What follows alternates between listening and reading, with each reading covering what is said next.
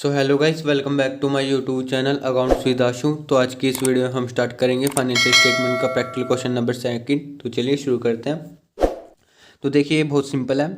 Arrange assets in the order of permanence. ठीक है, यानी कि आपको जो है फॉलोइंग एसेट गिवन है, आपको जो है उसको जो है एसेट को सीक्वेंस वाइज में लगाना है। ठीक है, सबसे पहले कौन सी एसेट आएगी, फिर उसके बाद कौन सी आएगी। ठीक है, आपको सबसे पहले एसेट गिवन है सन्डी डेटर्स, फिर उसके बाद stock, investment, land and building, फिर उसके बाद cash in hand, motor vehicle, फिर कैश एट बैंक, फिर उसके बाद goodwill, plant and machinery, furniture, loose tools और marketable securities.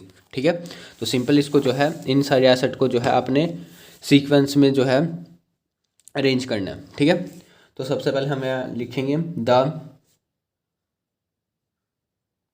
Presentation of asset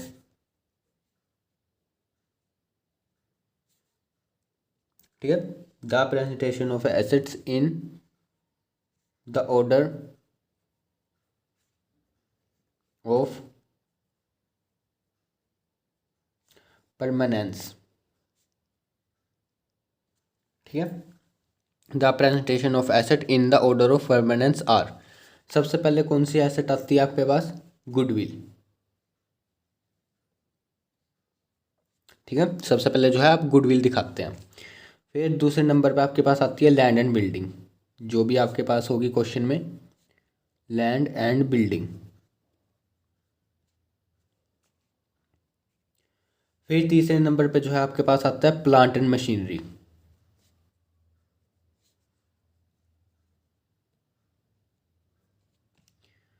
फिर फोर्थ पे आता है आपके पास मोटर व्हीकल।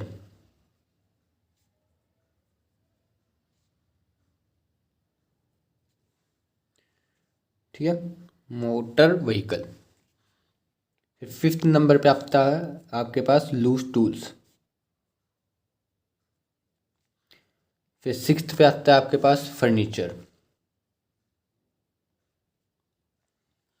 फिर फर्नीचर के बाद जो है 7 नंबर के बाद आता है आपके पास इन्वेस्टमेंट।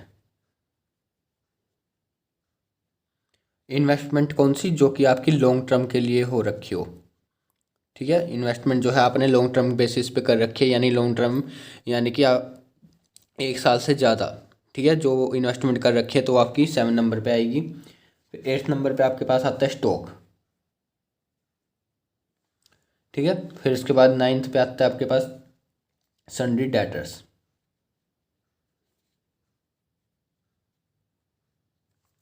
ठीक है, फिर 10th नंबर पे आता है आपके पास मार्केटेबल सिक्योरिटीज। ठीक है, मार्केटेबल सिक्योरिटीज। और ये मार्केटेबल सिक्योरिटी कौन सी, शॉर्ट टर्म। ठीक है, शॉर्ट टर्म बेसिस पे आपने कर रखी है मार्केटेबल सिक्योरिटी। ठीक है, अब शॉर्ट टर्म कौन सी होती है, आपकी 1 साल से कम वाली जो मार्केट सिक्योरिटी है वो हम 10 नंबर पे दिखाएंगे। फिर 11 नंबर पे आता है आपके पास कैश एट बैंक। ठीक है, जो भी आपका बैंक का बैलेंस है। 12 नंबर पे आता है लास्ट में कैश इन हैंड। ठीक है, आपके पास उस समय कैश कितना है। ठीक है, तो आपका लास्ट में आता है कैश इन हैंड। ठीक है, तो ये जस्ट जो है सिंपल सा क्वेश्चन है। ठीक है, तो ये आपका जो है ये सिर्फ जो है फॉर्मेट जो है आपका बैलेंस शीट के एसेट साइड में दिखेगा। ठीक है, जैसे कि मान लीजिए बैलेंस शीट के एसेट साइड में सबसे पहले आपका गुडविल आता है, फिर उसके बाद लैंड एंड बिल्डिंग, फिर plant and machinery, motor vehicle, loose tools, फिर फर्नीचर, फिर इन्वेस्टमेंट दे रखी होगी, फिर स्टॉक, फिर सन्डी डेटर्स, फिर मार्केटेबल सिक्योरिटी शॉर्ट टर्म। ठीक है, फिर ऐसे कैश एट बैंक और कैश इन हैंड लास्ट में आता है। ठीक है, ये जो है आपकी सीरीज़ है। ठीक है, जो कि आप कहाँ दिखाएंगे, बैलेंस शीट की एसेट साइड में। वैसे बात अलग है, अगर चाहे आप इसको जो है दूसरे नंबर पे लिख दीजिए लूज टूल को, या फिर लैंड एंड बिल्डिंग को तो 5th नंबर पे लिख दीजिए, पर फ़र्क कोई नहीं पड़ेगा। बस आपकी जो है बैलेंस शीट मैच होनी चाहिए, इससे ये मतलब है। ठीक है, तो ये था सिंपल सा जो है सिंपल क्वेश्चन था।